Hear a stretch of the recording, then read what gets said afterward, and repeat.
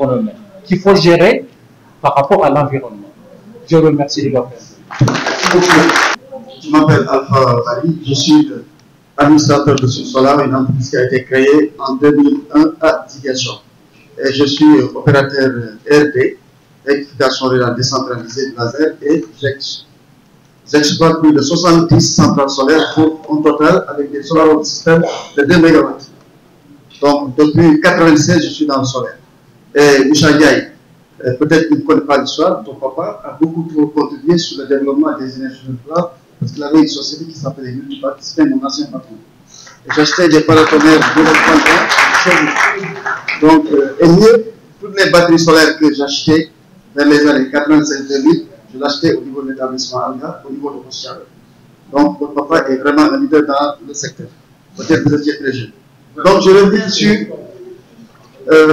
quelques questions qui ont été posées, présentées par la Sénélec. Monsieur Guiliguet. Moi, je suis exploitant, mais moi, je vends le kilowattheure à 50 francs. Et vous allez me dire comment? Parce que j'utilise des forfaits pour le monde rural.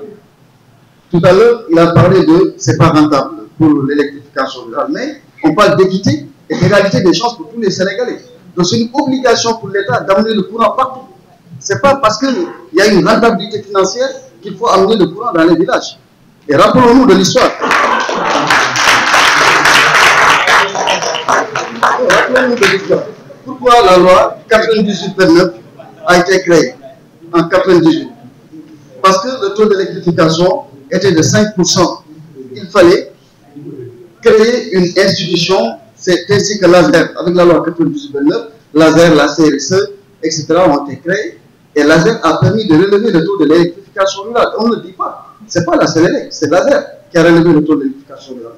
Et aujourd'hui, je suis trop gêné. Ce n'est pas de la concurrence. Nous travaillons pour le développement du Sénégal. Mais l'ASER devait être là pour parler un peu de la contribution qu'il a faite sur le relèvement du taux d'électrification rurale. C'est important. Parce que moi, je suis un acteur pour le développement et je fais de l'électrification dans les zones les plus isolées du Sénégal. Une anecdote, dans les zones où on dit rouge, partie rouge au Sénégal, en Casamance, des villages où personne ne veut rentrer, nous leur fournissons de l'électricité et ils payent un dalatif. Et on le prend. Oui. Et tout récemment, Azer vient de nous confier des centrales solaires à exploiter dans la zone, la frontière avec le Mali, à Kéniéba. On va les exploiter parce que c'est des Sénégalais. Et on leur propose des forfaits par rapport à leur revenu mensuel. Parce qu'on sait que c'est des populations qui sont vulnérables, qui n'ont pas assez de moyens.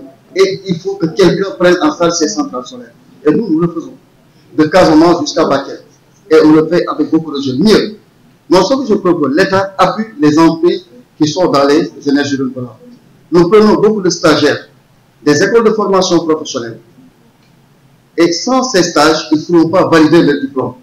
Nous les prenons, nous les encadrons, que ce soit des masters ou les étudiants venant, des apprenants venant des ISEC.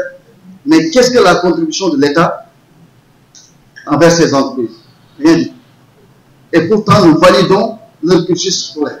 Mieux, dans l'exploitation que nous faisons, je termine par ça, est-ce que vous savez, toutes les centrales solaires que nous exploitons, tous les domaines communautaires ne payent pas, mosquées, églises, postes de santé, cases de santé, on l'a mis dans notre RSE.